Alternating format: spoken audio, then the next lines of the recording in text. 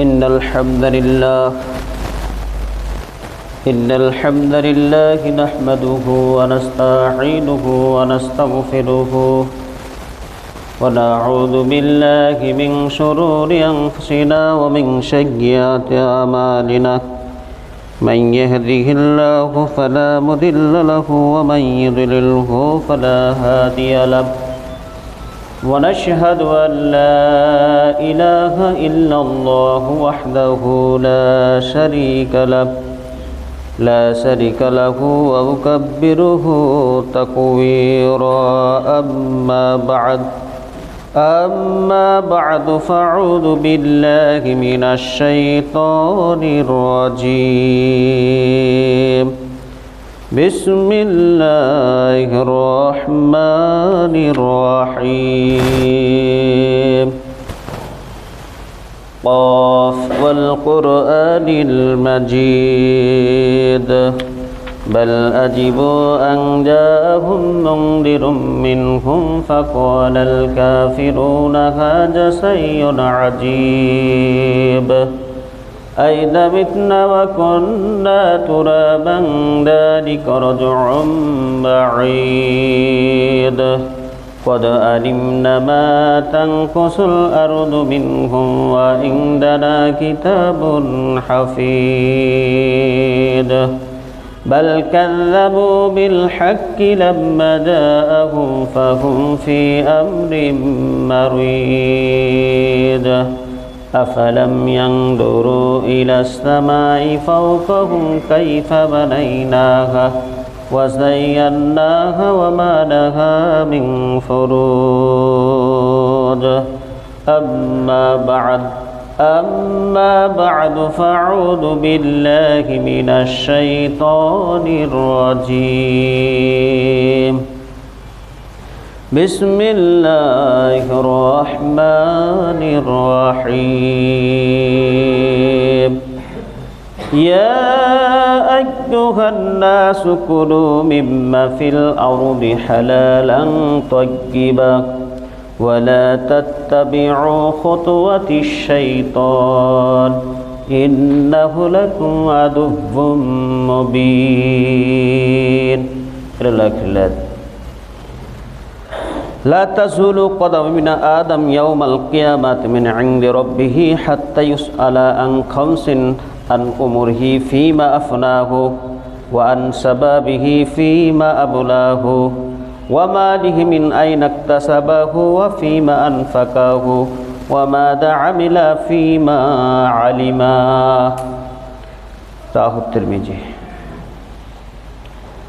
সম্মানিত মুসল্লিবৃন্দ, যাবতীয় প্রশংসা সেই মহান আল্লাহ তাআলার, যেই মহান আল্লাহ তাআলা আমাদেরকে দীর্ঘ এক সপ্তাহ পর জুমার সালাত আদায়ের উদ্দেশ্যে আমরা একত্রিত হওয়ার সুযোগ দান করেছেন মহান আল্লাহ তাআলা। আমরা একত্রিত হতে পেরেছি, এই জন্য সর্বপ্রথম সেই মহান আল্লাহ তাআলার শুকরিয়া আদায় করি। আমরা সবাই বলি আলহামদুলিল্লাহ। সে রাসূলের প্রতি দুরূদ ও সালাম বর্ষিত হোক, যে রাসূল অক্লান্ত পরিশ্রম করে গেছেন একমাত্র মানব জাতির জন্য। সেই রাসূলের প্রতি দুরূদ ও সালাম বর্ষিত হোক। আমরা সবাই বলি সাল্লাল্লাহু আলাইহি ওয়াসাল্লাম। সম্মানিত উপস্থিতি, আজকের খুতবার বিষয় হবে ইনশাআল্লাহ যুব সমাজের সমস্যা ও ইসলামী সমাধান। যুব সমাজের সমস্যা ও ইসলামী সমাধান উল্লিখিত বিষয়ের ওপর আলোচনা করেই আজকের খুতবা ইতি টানার চেষ্টা করব ইনশাআল্লাহুল আজিজ। ওমা তাওফিক ইল্লা বিল্লাহ আলাইহি তাওয়াক্কালতু ওয়া ইলাইহি উনীব। সম্মানিত উপস্থিতি, আন্তর্জাতিকভাবে 12ই আগস্ট প্রতি বছরের ন্যায় অর্থাৎ প্রত্যেক বছর যুবকদের সমস্যা অর্থাৎ যুব দিবস এই পালন করা হচ্ছে আন্তর্জাতিকভাবে। তো পৃথিবীর মধ্যে সবচাইতে গুরুত্বপূর্ণ যেই জিনিসটা সেটা হচ্ছে যুবক। এবং একটা দেশের আলোর দিশারি বা দেশকে সমৃদ্ধশালী উন্নয়নশীল এটাকে গড়ে তোলার জন্য সবচেয়ে গুরুত্বপূর্ণ সেটা হচ্ছে যুবক শ্রেণী। মানুষ হচ্ছে 4 ভাগে বিভক্ত। এর মধ্যে প্রথম নাম্বার সেটা হচ্ছে শিশু। এর পরের যে শ্রেণীটা আছে সেটা হচ্ছে যুবক। এর পরেই তৃতীয় নাম্বার হচ্ছে পৌঢ়, অর্থাৎ যুবকের পরে। এর পরে আরেকটা যেটা আছে চতুর্থ নাম্বার সেটা হচ্ছে বয়োবৃদ্ধ বা বৃদ্ধ। এই 4টা শ্রেণী। এই 4টা শ্রেণীর মধ্যে আজকে আমার খুতবার বিষয় হবে যুবকের সমস্যা ও ইসলামী সমাধান। তো গোটা বিশ্বে তারা যুবকের কি সমস্যা, এই সমস্যাগুলো নিয়ে আলোচনা করে যুবকদেরকে কিভাবে সেখান থেকে ফিরিয়ে আনা যায় এই সম্পর্কে তারা আলোচনা করে। কোরআন হচ্ছে মানব জাতির একেবারে সব সমস্যার সমাধান। মহাগ্রন্থ আল কোরআন পৃথিবীতে যতই সমস্যা থাক সে সমস্যার সমাধান মহাগ্রন্থ আল কোরআন এবং নবী করিম সাল্লাল্লাহু আলাইহি সাল্লামের সেই মুখ নিঃসৃত বাণী অর্থাৎ হাদিসে এর সমাধান আছে। কিন্তু কিছু কিছু যুবক ভাবে যে আমার তো শেষ, যে অন্যায় করেছি আমি হয়তো বা রেহাই পাবো না। তখন কি হয়, সে সংক্ষিপ্ত পথ বেছে নেয় এবং বিভিন্ন জায়গায় বোমা হামলা থেকে শুরু করে সংক্ষিপ্ত পথ বেছে নিয়ে জান্নাতের টিকিট সে কেটে নেয়, মনে করে যে আমি জান্নাতের টিকিট পেয়ে গেছি। তো যাই হোক, আজকে আমরা খুতবার আলোচনার বিষয় হচ্ছে মাসাকিলুস সাবাব ওয়া হুলুলুহা ফিল ইসলাম, অর্থাৎ যুব সমাজের সমস্যা এবং সেই সমস্যার ইসলামিক যে সমাধান সেটা বের করার চেষ্টা করব। আল্লাহ যেন আমাদেরকে সেই তৌফিক দান করেন। আমরা সবাই বলি আল্লাহুম্মা আমিন। এই যে 4টা শ্রেণী,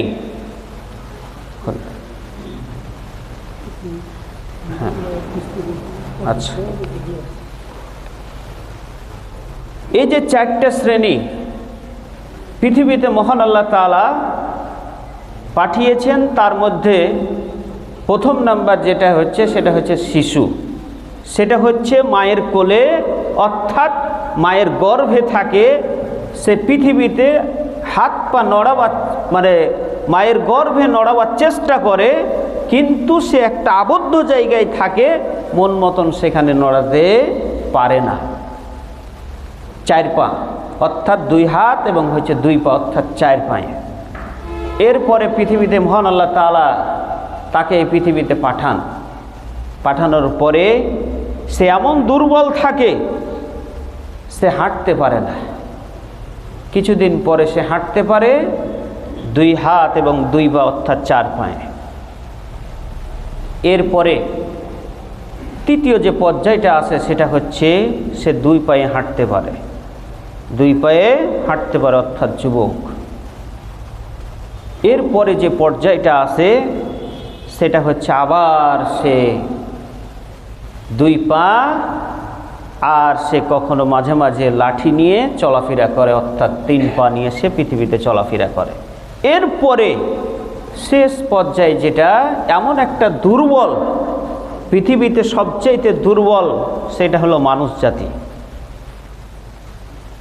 সে যখন মারা যায় তখন হচ্ছে 8 পায়ে অর্থাৎ 4 জন মানুষ তাকে সেখানে নিয়ে যায়, সেখানে কবরস্থানে তার যাওয়ার মতো শক্তি থাকে না। আল্লাহ তাআলা সেই কথাটাই বলছেন সূরা রুম 30 নম্বর সূরা আয়াত নম্বর 54। আল্লাহ তাআলা বলেন, আল্লাহুল্লাযী খালাকাকুম মিন দু'ফিন সুম্মা জা'আলা মিন বা'দি দু'ফিন কুওয়া সুম্মা জা'আলা মিন বা'দি কুওয়াতিন দু'ফা ওয়া সাইবাতান ইয়াখলুকু মান ইয়াশা ওয়া হুয়াল আলীমুল কাদির। আল্লাহ তাআলা বলেন, আল্লাহুল্লাযী, তিনি সেই আল্লাহ যিনি তোমাদেরকে খলাকাকুম সৃষ্টি করেছেন মিন দু'ফিন দুর্বল পানি দ্বারা অর্থাৎ বীর্য। যেখানে তোমার ক্ষমতা ছিল না, তোমার পিতামাতার কোনো ক্ষমতা ছিল না, কোনো সরকারের ক্ষমতা ছিল না, কোনো নেতার ক্ষমতা ছিল না, যেই জায়গাতে পৃথিবীর কোনো জিনিস যেতে পারে না, ঠিক সেই জায়গাতে তোমাকে কোটি কোটি শুক্রাণু থেকে তোমাকে সৃষ্টি করা হয়েছে। তাই কথাটা বলছেন, মিন দুফিন সুম্মা জাআলা মিন বাদি দুফিন কুওয়া, এরপরে তোমাকে শক্তি দেওয়া হয়েছে সেই শুক্রবিন্দু থেকে রক্ত, রক্তের পর গোস্ত, গোস্তের পর একটা আবরণ দিয়ে সেই জিনিসগুলোকে ঢেকে দেওয়া হয়েছে একটা প্যাকেট দিয়ে। মহান আল্লাহ তাআলা আমাদেরকে পৃথিবীতে পাঠিয়েছেন, যদি এই প্যাকেট না থাকতো তাহলে শরীরের কোনো কিছু আমরা অবস্থান দেখতে পেতাম না, সব নষ্ট হয়ে যেত, পচে যেত, দুর্গন্ধ ছড়াতো। এই চামড়ার কারণেই আজকে পৃথিবীতে মানুষ অহংকার করে, অহংকারে ফেটে পড়ে, গর্ব করে, তোর চাইতে আমি খুব সুন্দর, আল্লাহ তাআলা আমাকে খুব সুন্দর করে তৈরি করেছেন। এটাও তো বলে না আমি খুব সুন্দর হয়েছে, আল্লাহর প্রশংসাও করে না। আল্লাহ তাআলা সেই কথাটাই আমাদেরকে স্মরণ করে দিচ্ছেন, তুমি কিছুই ছিলে না, একেবারে ছিলে দুর্বল, এরপরে তোমাকে সেই শক্তি দিয়েছেন, মায়ের কোল থেকে তোমাকে বের করেছেন, মায়ের পেট থেকে। এরপরে পৃথিবীতে তোমাকে শক্তি দেওয়া হয়েছে, 4 হাত পায়ে তুমি চলাফেরা করতে পেরেছো। এরপরে এমন একটা পর্যায়ে তারপরে বলছেন জুফিন ওয়াসাইবাতান ইয়াখলুকু মাইয়াশা, শক্তির পর তিনি আবার দেন দুর্বলতা ও বার্ধক্য। যুবক বয়স, শিশুর পরে যুবক বয়স সেটা চলে আসে, এরপরে আবার বয়োবৃদ্ধ হয়ে যায়, বৃদ্ধ হয়ে যায়, তখনও আবার সেই রকম ক্ষমতা থাকে না যেমন যুবক বয়সে সেটা ছিল। এরপরে বলছেন ওয়াহুয়াল আলিমুল কদির, তিনি হচ্ছেন সর্বজ্ঞ এবং সর্বশক্তিমান। প্রত্যেকটা আয়াতের শেষের দিকে যেই কথাটি সবচেয়ে বেশি আল্লাহর বৈশিষ্ট্য দেওয়া হয়েছে। কেন দেওয়া হয়েছে? কারণ হচ্ছে কবরের প্রথম যেই প্রশ্নটা সেটা হচ্ছে মান রব্বুকা, তোমার রবকে, মারিফাতুর রব, তোমার রবকে চিনো, তোমার রবকে জানো, তোমার রব কি, তোমার রবকে, তার বৈশিষ্ট্য কি, তিনি কেমন, এই জিনিসটা জানার জন্য প্রত্যেকটা আয়াতে ওহু আলা কুল্লি শাইইন কদির, ওহু আলা আলিমুন কদির, এইভাবে আল্লাহ বৈশিষ্ট্য দিয়েছেন। কেন দিয়েছেন? তোমার পৃথিবীতে জানার সবচাইতে যেই জিনিসটা জানতে হবে বেশিরভাগ, সেটা হচ্ছে তুমি তোমার রবকে চিনো। ঠিকভাবে যদি আমরা রবকে চিনতে পারি তাহলে আমাদের আর কিছু হবে না। তাহলে এটা হচ্ছে সূরা রুম, আয়াত নাম্বার হচ্ছে সূরা নাম্বার 30, আয়াত নাম্বার হচ্ছে 54, এখানে সেই কথাটি রয়েছে। তাহলে সবচাইতে গুরুত্বপূর্ণ এবং সবচাইতে কঠিন বা পৃথিবীতে সবচাইতে গুরুত্বপূর্ণ যে বয়সটা সেটা হচ্ছে যুবক। কেন? এটার মহান আল্লাহ তাআলা স্পেশালভাবে তিনি হিসাব নেবেন, স্পেশালভাবে তিনি হিসাব নেবেন, এটার আলাদা একটা হিসাব। অনেক মানুষ, অনেক যুবককে দেখা যায় এখন বয়স হয় নাই, কিছুদিন পরে ভালো হয়ে যাব, ভালো কাজগুলি করব, কিন্তু সে একবারও চিন্তা করে না যে যুবক, অনেক যুবক তার সামনে থেকে পৃথিবী ছেড়ে চলে যাচ্ছে। আমার মতো আপনার মতোই যুবক শ্রেণী, 40 হয়নি বয়স, অর্থাৎ 15 থেকে 40 এই বয়সটাকে বলা হয় যুবক। এটার আল্লাহ তাআলা একবারে স্পেশালভাবে আলাদা করে হিসাব নেবেন, কারণ এই বয়সটাই হলো জীবনের সঠিক পথকে গড়িয়ে নেওয়ার একটা সময়। কিন্তু আজকে পৃথিবীর মানুষ, বিশেষ করে যুবক শ্রেণীকেই ধ্বংসের দিকে ইহুদি খ্রিস্টানরা কিন্তু মেতে রয়েছে। এখান থেকে আমাদেরকে বেঁচে থাকতে হবে। নবী করিম সাল্লাল্লাহু আলাইহি ওয়াসাল্লাম বলছেন, লা তাজুলু কদম ইবনে আদম ইয়াউমাল কিয়ামাহ মিন ইনদি রাব্বিহি হাত্তা ইউসআলা আন খামসিন। হে পৃথিবীর মানুষ, হে বনি আদম, তোমরা জেনে রাখো 5টা প্রশ্নের উত্তর যতক্ষণ পর্যন্ত তোমরা না দিতে পারবে, কিয়ামতের মাঠে একটা কদমও তুমি সামনে দিতে পারবে না। প্রথম নাম্বার সেটা হচ্ছে আন উমরিহি ফিমা আফনাহু, তোমার জীবনকালটা কোন পথে ব্যয় করেছো। সারা জীবন অর্থাৎ জন্ম থেকে একেবারে মৃত্যু পর্যন্ত এই বয়সটাকে তুমি কিভাবে অতিবাহিত করেছো, কিভাবে ব্যয় করেছো, কোন কাজে ব্যয় করেছো, কোন পথে তুমি ব্যয় করেছো, ভালো পথ না খারাপ পথ, এটা আল্লাহ তাআলা দেখবেন। এর উত্তর আল্লাহ তাআলা যতক্ষণ না দিবেন আপনি একটা কদমও সামনে ফেলতে পারবেন না। এখন আমি আপনি বাঁচলাম হয়তো বা 50, 60, 70, 80, কেউ হচ্ছে 90 বাঁচছে, পৃথিবীতে বেঁচে থাকছে। আমরা 1 মাস আগে কি করেছি, 10 দিন আগে কি করেছি, 3 দিন আগে কি করেছি, এটাই অনেকে আমরা ভুলে যাই। সারা জীবনের হিসাব আপনার কাছে আল্লাহ তাআলা নিবেন। একবার কি আমরা ভেবে দেখেছি, চিন্তা করেছি আমরা কি করছি? দ্বিতীয় হচ্ছে ওয়ান সাবাবিহি ফিমা আবলাহু, যুবক বয়স, যৌবন বয়স, এই বয়সটা তুমি কোন পথে ব্যয় করেছো? অন্যায় পথে না খারাপ পথে? কোন পথে ব্যয় করেছো, ভালো পথে না অন্যায় পথে? এটা আল্লাহ তাআলা দেখবেন। যেই দিন সেই সূর্য আজকে প্রায় 2500 কোটি ওপরে, যেই সূর্যর তাপে আমরা অনেক সময় থাকতে পারি না গরমের সময়, সেই সূর্য মাত্র মুঠোন হাত। কাল কিয়ামতের আগে সেই সূর্য আপনার মাথার উপরে থাকবে। সেই দিন মাথার মগজ টকবক করে ফুটবে। কিন্তু আল্লাহর সেই রহমতের বান্দা তারাই হবেন এক প্রকার, 7 প্রকারের মধ্যে এক প্রকার তারাই, যারা হচ্ছে যুবক। সুবহানাল্লাহ। তাহলে এর গুরুত্ব কিন্তু কম নাই।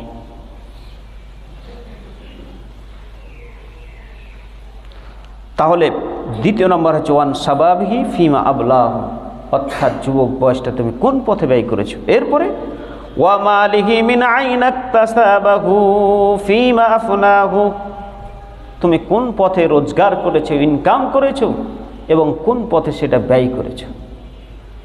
রোজগার এবং হচ্ছে ওয়াফিমা আনফাকাহু, এবং সেটা কোন পথে ব্যয় করেছো। এরপরে ওয়ামা যা আমেলা ফিমা আলিমা, অর্থাৎ তোমার জ্ঞান অনুযায়ী তুমি আমল করেছো কিনা। অনেক জিনিস আমরা জানি কিন্তু আমল করি না, কাল কিয়ামতের মাঠে ধরা খেতে হবে। ছাড় নাই, আল্লাহ ছাড়বেন না।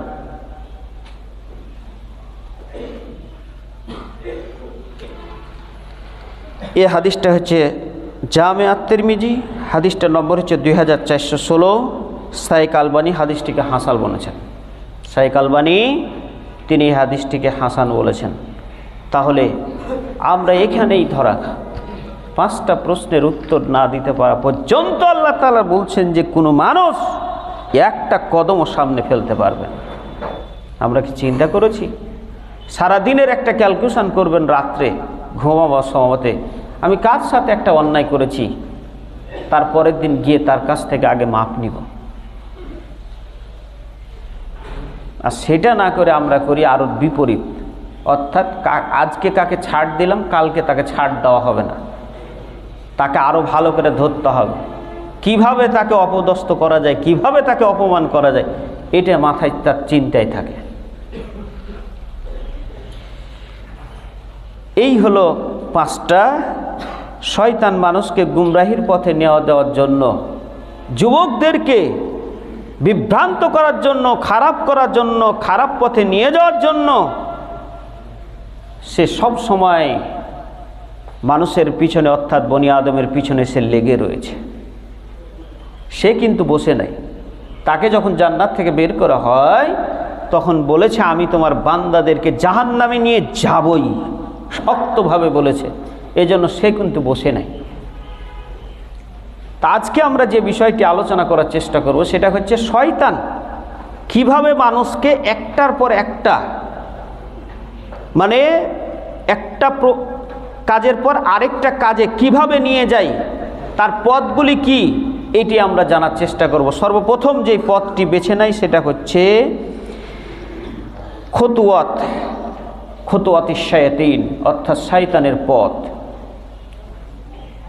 তার মধ্যে সবচাইতে যেটা প্রথম বেছে নেয় সেটা হচ্ছে গান বাজনা। আল্লাহ তাআলা বলেন ইয়া আইয়ুহান নাসু কুলু মিম্মা ফিল আরদি হালালান তাইয়্যিবান ওয়ালা তাত্তাবিউ খুতুওয়াতিশ শাইতান ইন্নাহু লাকুম আদুব্বুম মুবিন। একটার পর একটা সে উপনীত হয়।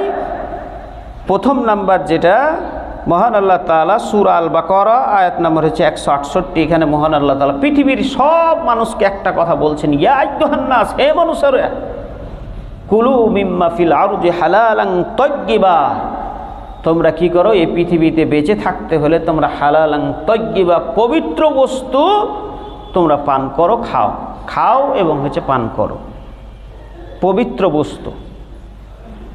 হালালান তাইয়্যিবা, এই তাইয়্যিবার এর অনেক ব্যাখ্যা রয়েছে। সব খাবার কিন্তু পবিত্র নয়, সব খাবার পবিত্র নয়। এই যে ঘুষটা হচ্ছে অন্যায়, হারাম, কিন্তু জিনিসটা এর পদ্ধতিগত হচ্ছে ভুল, এটা নেওয়ার কারণেই সেটা হারাম হয়ে যায়। এরপরে হচ্ছে শুকুর। আপনি যদি হালাল টাকা দিয়েও শুকুরের মাংস কিনেন বা শুকুর খান, তাও হারাম, কোনো নাই।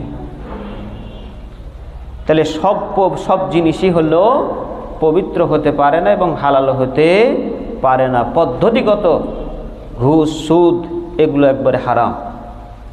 কেন? মানুষের অন্যায়ভাবে এগুলি বেছে নেওয়া হয়। তো এখানে আল্লাহ তাআলা এমন একটা শব্দ ব্যবহার করেছেন, যেই শব্দটা হচ্ছে হালালান তাইয়্যিবা। এই তাইয়্যিবার ব্যাখ্যা যদি আমরা করতে যাই, তাইয়্যিবা হচ্ছে ওই খাদ্যকে বলে যেই খাদ্যে আপনার শারীরিক উপকারিতা রয়েছে। যেমন অনেক মানুষ কোল্ড ড্রিঙ্কস, 7 আপ, মেরিন্ডা, ঠান্ডা, এই জিনিসগুলো খায়। এগুলো জীবনে হালাল হতে পারে না এবং এগুলো মানুষের উপকার করে না। আর যেই খাবারে সামান্যতম বেশি খেলে ক্ষতি করবে, ওই খাবারের সামান্যতম হারাম। এটা নবী করিম সাল্লাল্লাহু আলাইহি ওয়াসাল্লাম বলছেন, আমি বলিনি।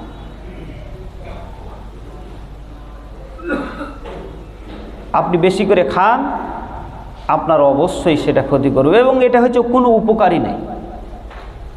আল্লাহ তাআলা এখানে বলে দিলেন, ইহুদি, খ্রিস্টান, মুসলিম সবকে বলে দিলেন যে তোমরা কি করো, হালালান তাইয়্যিবা। এখানে ইয়া আইয়ুহান নাস, পৃথিবীর সব মানুষকে বলেছেন আল্লাহ তাআলা, শুধু মুসলিমকে না, সবাইকে বলছেন যে তোমরা কি করো, হালালান তাইয়্যিবা, তোমরা পবিত্র বস্তু খাও। আর পবিত্র বস্তু ওইটাই যেটা আপনার শারীরিক উপকার করবে। মেরিন্ডা, ঠান্ডা, এগুলো জীবনে কোনো আপনার শারীরিক উপকার করে না। এটা চিকিৎসা বিজ্ঞান দ্বারা প্রমাণিত। আমি আর সেই দিকে যাচ্ছি না, হলে বক্তব্যটা আজকে শেষ হবে না। আমি শেষ করে দেওয়ার চেষ্টা করব। সর্বপ্রথম যেই শয়তান কাজটা বেছে নেয় সেটা আল গেনা ওয়াল মাজামির, অর্থাৎ গান বাজনা। শয়তান আপনাকে সর্বপ্রথম যেটা করে, খারাপ দিকে নিয়ে যায়। তার মধ্যে সর্বপ্রথম যে পথটা সেটা গান বাজনা। আজকে এই গান বাজনাটা মনে হচ্ছে যে হালাল হয়ে গেছে, মনে হচ্ছে। অনেক পিতামাতা সন্তানকে বলে, তুমি যদি একটা ভালো রেজাল্ট করো তাহলে তোমাকে একটা আইফোন কিনে দেব, অর্থাৎ মোবাইল কিনে দিব। গান বাজনাটা মনে হচ্ছে পিতামাতা তার সন্তানকে ভালোভাবে আরও তাকে সহযোগিতা করছে গান বাজনার দিকে। আপনি অন্য জিনিস একটা দিতে পারতেন না? মোবাইল দিতে হবে, এটা কে বলেছে? আর মোবাইল দিলেই সে খারাপ দিকে যাবে, এটাই বাধ্যবাধকতা।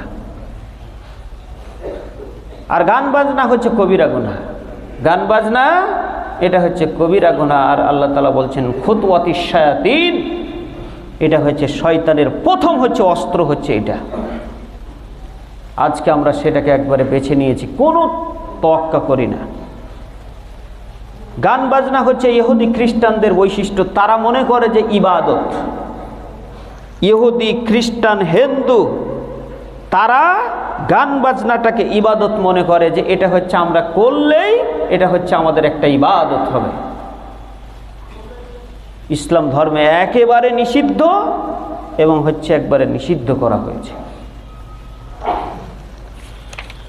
আল্লাহ তাআলা বলেন, ওয়া মিনান নাসি মান ইয়াশতারি লাহওয়াল হাদিস লিইউদিল্লা আন সাবিলিল্লাহ বিগাইরিল ইলমি ওয়া ইয়াত্তাখিদাহা হুজুওয়ান উলাইকা লাহুম আযাবুম মুহিন।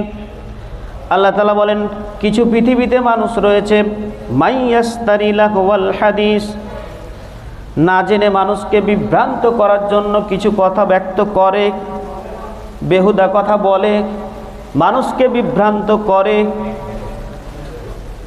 আর বলছেন আন সাবিলিল্লাহি বিগাইরি ইলমি, না জেনে, জানা নাই, এরপর মানুষকে বিভ্রান্ত করার জন্য, অথবা গান বাজনা, এর অনেক অর্থ রয়েছে। ওয়ায়াত্তাখিদাহা হুজুওয়ান উলাইকা লাহুম আযাবুম মুহিন, এবং মানুষকে হাসি ঠাট্টা বিদ্রুপ করে, তাদেরকে আল্লাহ তাআলা বলছেন উলাইকা লাহুম আযাবুম মুহিন, তাদের জন্য রয়েছে যন্ত্রণাদায়ক, অপমানদায়ক। এখানে বলা হয়েছে অপমানজনক শাস্তি আল্লাহ তাআলা দিবেন। এখন কেন আল্লাহ তাআলা এই শাস্তির কথাটা বললেন? গান বাজনা শুনলে মানুষ আনন্দ পায়, একটা তৃপ্তি আসে, ভালো লাগে। আল্লাহ তাআলা এই জন্য আপনাকে এমন শাস্তি এখানে নির্ধারণ করেছেন, আযাবুম মুহিন, অর্থাৎ লাঞ্ছনাদায়ক, অপমানজনক আল্লাহ শাস্তি নির্ধারণ করে রেখেছেন। চিকিৎসা বিজ্ঞান বলছে, আপনার যদি গান বাজনা শুনেন আপনার অন্তর মরে যায়, ভালো জিনিসটা আপনি গ্রহণ করতে পারবেন না, এটা হচ্ছে চিকিৎসা বিজ্ঞান বলছে। আপনার মেমোরি সেখান থেকে হারিয়ে যাবে। আমাদের মেমোরি মহান আল্লাহ তাআলা এমন দিয়ে দিয়েছেন,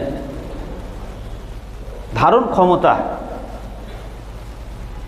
25-এর পরে 30টা সৈন্য দিলে যে সংখ্যাটা আছে, চিকিৎসা বিজ্ঞান বলছে যে 25-এর পরে 30টা সৈন্য যদি আপনি বসান, যে সংখ্যাটা হবে, যে ইটা হবে, ওই পরিমাণ আপনার ব্রেনে ধারণ ক্ষমতা আল্লাহ তাআলা দিয়েছেন, কিন্তু আমরা নেই না।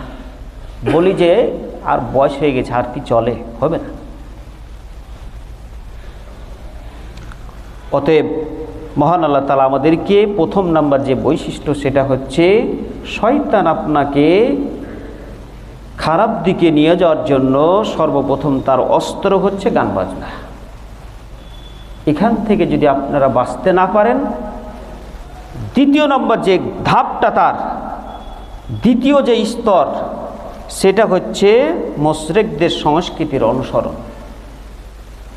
মুশরিকদের ওইটা যখন আপনাকে পেরে যাবে, দ্বিতীয় নম্বর যেই জিনিসটাতে আপনাকে নিয়ে যাবে, সেটা হচ্ছে মুসলিমদের ইত্তিবাউল মিল্লাতিল মুশরিকিন, অর্থাৎ মুশরিকদের সংস্কৃতির অনুসরণ। আজকে আপনি গোটা বিশ্বের দিকে তাকিয়ে দেখেন, সবচাইতে বেশি মুসলিমরা তাদের অনুসরণ করছে।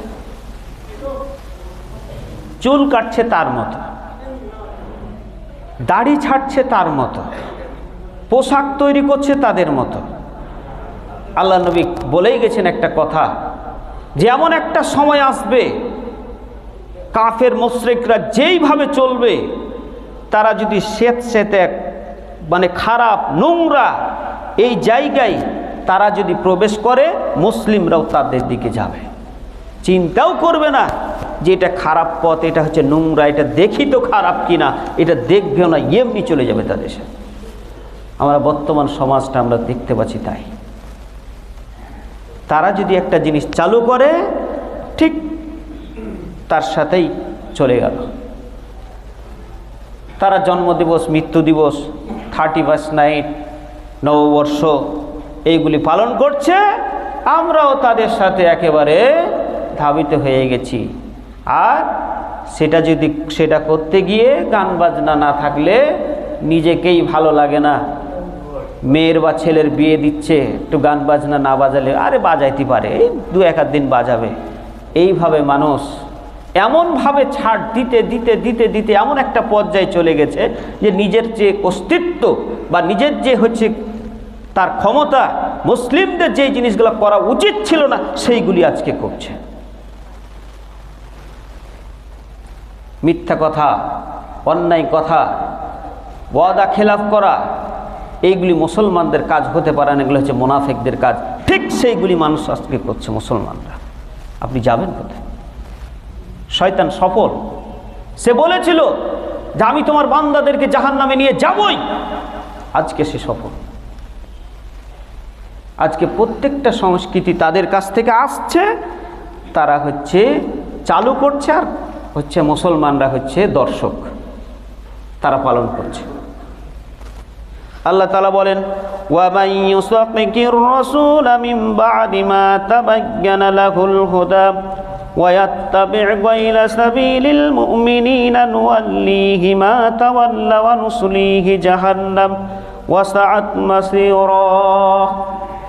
আল্লাহ তাআলা বলছেন, যারা দ্বীন ইসলাম, নবীর পথ কোনটা, এইগুলো স্পষ্ট হয়ে যাওয়ার পরেও যারা এটাকে বাদ দিয়ে অন্য জিনিস অনুসরণ করে, অন্য জিনিস মানে, আল্লাহ তাআলা বলছেন যে তাদের জন্য আমি কি রেখেছি, সাউসলিহি মা তাওয়াল্লা ওয়া নুসলিহি জাহান্নাম, তাহলে আমি তাকে জাহান্নামের দিকে নিয়ে যাব। আর সেটা হচ্ছে সবচাইতে নিকৃষ্ট খারাপ জায়গা হচ্ছে জাহান্নাম। স্পষ্ট। নবী করিম সাল্লাল্লাহু আলাইহি সাল্লাম কিভাবে চুল কেটেছেন, সাহাবীরা কিভাবে কেটেছেন, এখানে যে কথাটা বলা হয়েছে গায়রা সাবিলিল মুমিনিনা নুআল্লিহি, এই গায়রাল মুমিনিন, এই মুমিনিন বলতে বোঝানো হয়েছে সাহাবীদেরকে। পৃথিবীতে সাহাবী ছিলেন, লক্ষ লক্ষ সাহাবী ছিলেন, তারা কেমনভাবে চুল কেটেছেন, কিভাবে দাড়ি রেখেছেন, এই বর্ণনা সবগুলোই আছে। নবীর কেমন চুল ছিল, কিভাবে তিনি স্ত্রীদের সাথে, মানুষের সাথে কিভাবে ব্যবহার করেছেন, সব আছে। কিন্তু সেইগুলি স্পষ্ট হয়ে যাওয়ার পরেও যদি আমরা মেনে না নিই, তাহলে আল্লাহ তাআলা আমাদের জন্য জাহান্নাম নির্ধারণ করে রেখেছেন। আর আপনি যেদিকে যেতে চাইবেন, আল্লাহ আপনাকে বলছে যা, ঠিক আছে যা। আর আল্লাহ বলে দিচ্ছেন সেটা খুবই নিকৃষ্ট মন্দ জায়গা। এটা হচ্ছে সূরা নেসা, আয়াত নম্বর হচ্ছে 115, 4 নম্বর সূরা, আয়াত নম্বর হচ্ছে 115। এখানে এই কথাটি রয়েছে। অতএব আমাদেরকে এই কথাগুলি মেনে নিতে হবে। নবী করিম সাল্লাল্লাহু আলাইহি সাল্লাম আরেকটি কথা বলছেন, মান বানা বিবিলাদিন আজিমু ওয়া সানা নাইরুজাহুম ওয়া মিহরাজাহুম, যে ব্যক্তি তাদের অনুসরণ সব কিছুই তাদের মেনে নিবে। আরেকটি হাদিসে রয়েছে, মান তাসাব্বাহা বিকাউমিন ফাহুয়া মিনহুম, যে যে জাতির অনুসরণ করবে তার হাসন নাসর তার সাথেই কিয়ামতের দিন তার সাথে থাকবে। সে যদি জাহান্নামে যায়, সেও যাবে জাহান্নামে, অর্থাৎ সে জাহান্নামে যাবেই। তাহলে দ্বিতীয় নাম্বার যেটা জানলাম সেটা হচ্ছে মুশরিকদের সংস্কৃতির অনুসরণ। সময় শেষ হয়ে গেছে, সংক্ষেপে কথাটি বলে দিচ্ছি, সামনে জুমায় সেটি বিস্তারিত বলার চেষ্টা করব। 3 নাম্বার যেটা, সেটা হচ্ছে ধূমপান। 4র্থ নাম্বার সেটা হচ্ছে অশ্লীল ও ব্যভিচারে লিপ্ত হওয়া। 5ম নাম্বার সেটা হচ্ছে মাদকাসক্তি। আর ষষ্ঠ নাম্বার দুনিয়াতে ফাসাদ সৃষ্টি করা। এই 6টা শয়তানের কাজ, একটার পর একটা। 1ম নাম্বার যেটা বললেন সেটা হচ্ছে গান বাজনা। এরপরেই যে জিনিসটা আপনাকে ধাবিত করে সেটা হচ্ছে মুশরিকদের সংস্কৃতির অনুসরণ। এই 2টা কথা বললাম। সামনে জুমায় ইনশাল্লাহ আরও বাকি যে 4টি কথা বললাম, সংক্ষিপ্ত করে বললাম, সামনে জুমায় ইনশাল্লাহ সেটা বিস্তারিত আলোচনা করার চেষ্টা করব। আল্লাহ, তুমি আমাদেরকে, আমাদের যুবক শ্রেণী, যেমন ইসরায়েল রাষ্ট্রটা, ফিলিস্তিন রাষ্ট্রকে তারা জানে, যুবকগুলা কিছুদিন থেকে তো 2 বছর থেকে লাগাতার হামলা হচ্ছে, কিন্তু আগেও দেখেছি 77 বছর থেকে প্রত্যেক বছর তারা একটা সময়কে বেছে নেয়, ছোট্ট যারা থাকে তারা যখন একবারে যুবক হয় তাদেরকে মেরে ফেলা দেওয়ার জন্য যে কোনো একটা অজুহাত তৈরি করে তাদেরকে শেষ করে দেয়। তারাও জানে পৃথিবীর যুবক শ্রেণীকে বা মুসলিমকে ঘায়েল করতে হলে যে কাজটা করতে হবে সেটা হচ্ছে যুবক শ্রেণীকে ধ্বংস করতে হবে। নবী করিম সাল্লাল্লাহু আলাইহি সাল্লাম তিনিও কি করেছিলেন? সবচাইতে বেশি যেই জিনিসটার প্রতি গুরুত্ব দিয়েছিলেন, যেই সমাজে মদ ছাড়া, গাঁজা ছাড়া কোনো কিছুই হতো না, তারা হয়তো খেতে বসলেও মদ নিয়ে বসত, তারা কোনো একটা অনুষ্ঠান করলেও মদ নিয়ে বসত। সেই সমাজটাকে আল্লাহ নবীর মাধ্যমে অন্ধকার যুগ থেকে আলোর পথে ফিরিয়ে দিলেন, আলোকিত করলেন। তার মাধ্যম হচ্ছে কোরআন এবং হাদিস এবং নবীর আদর্শ দিয়েই তিনি এটা করতে পেরেছেন। আল্লাহ যেন আমাদেরকে এটা করার তৌফিক দান করেন। আমরা সবাই মিলে আল্লাহুম্মা আমিন। ওয়া মা আলাইনা ইল্লাল বালাগ।